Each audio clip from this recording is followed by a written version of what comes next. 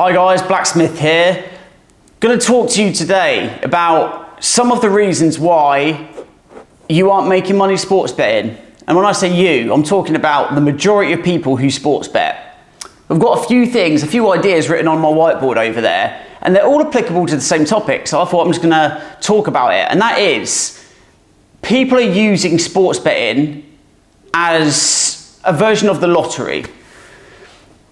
This is the question I would ask most people who are doing this. Would you rather gamble for a chance to win £10,000 one-off time? Or would you rather consistently be able to make £1,000 a month for life? So for the rest of your life, you can make £1,000 a month. Or would you like to get a one-off chance to win 10 grand?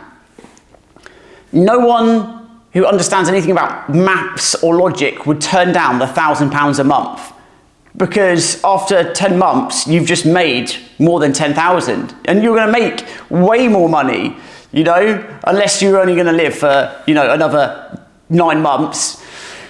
But the fact is, so many people are losing money sports betting, chasing that 10,000. They want to turn £100 into 10,000, and they will lose £100 over and over and over again, getting so far underwater that even if they do win, there's not really going to be much profit. Whereas if you sports bet properly, you'll use a larger bankroll to make a consistent amount of money each month. Yeah, it's going to be a smaller percentage, but it's tried and tested and it works. It will work. I have this with my service all the time, and this is why so many tipsters get frustrated. One, most tipsters are not legitimate. Let's just get this right out the way. Most handicappers are squares pretending to be sharps. They are losing sports bettors who have realised that it's easy to make money doing this. They can just give out a load of bets that are big favourites who should win, and then they're going to go, oh, see, I picked this winner. But if you follow their profit loss, they're not making profit. So it looks like they're winning.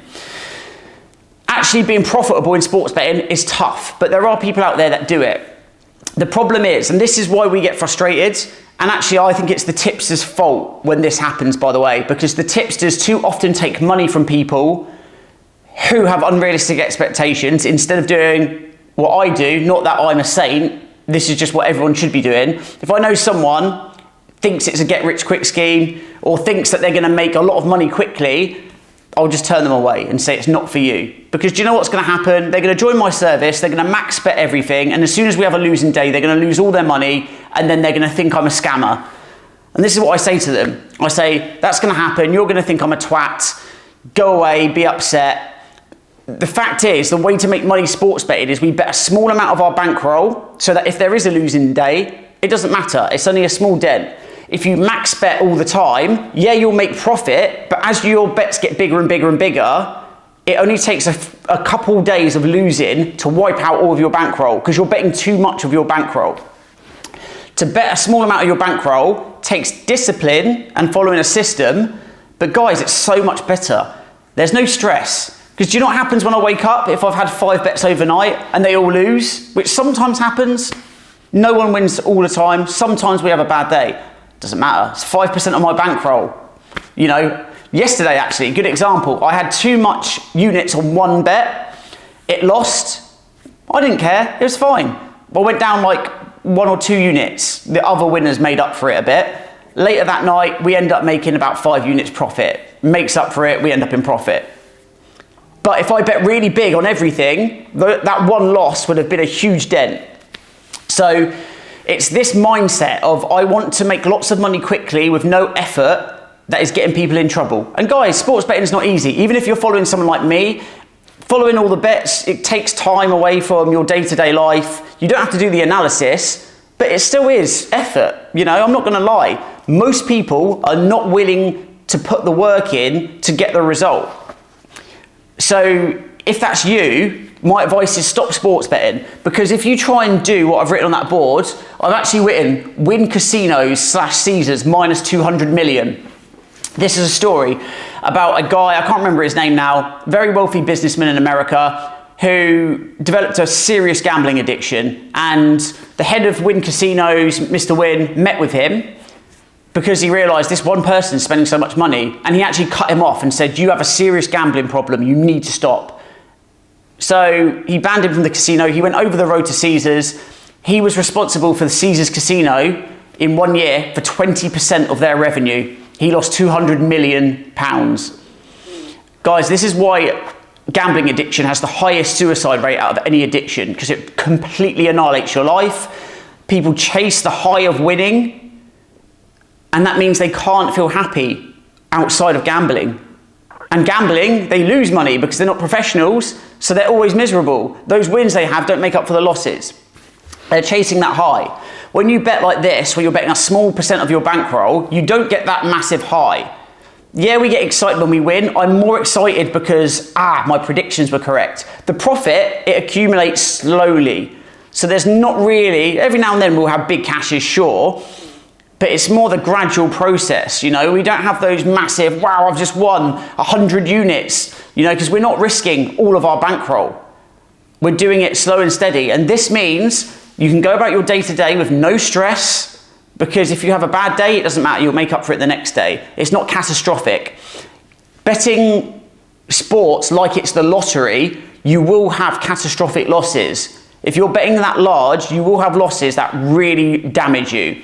It will ruin your life, it will cause a lot of stress, and this is why most people don't make profit. And it's also why people who come across a legit tipster sometimes think they're a scammer as well, because they max bet all of their bets and they lose. I had someone join me when I first started. He joined and said, all of your bets are going to win today, right? And I said to him, no, they might all lose. And he said, well, I thought they were all going to win. I thought you were a professional. And I just said, look, mate, it's not for you. I refunded him his money. The truth is, people like that, they want to believe, even when I tell them this is what's realistic, they want to believe in a fantasy that somewhere out there is a tipster who can get them every bet winning. Guys, if you could pick one bet at even money every day that wins, you would be the richest person on planet Earth. You'd be richer than Bill Gates. Your money within a year, you'd be talking about hundreds of billions. So it's not possible. What is possible is an ROI of 10 to 15% if you're following someone who is extremely good. My ROI sitting around about 15%. It was actually more than that. It was close to 22 because we had a few weeks that were just so high, it pushed our average way out. And I've always said, this will not last forever. 22% is very, very rare to maintain over a long period of time.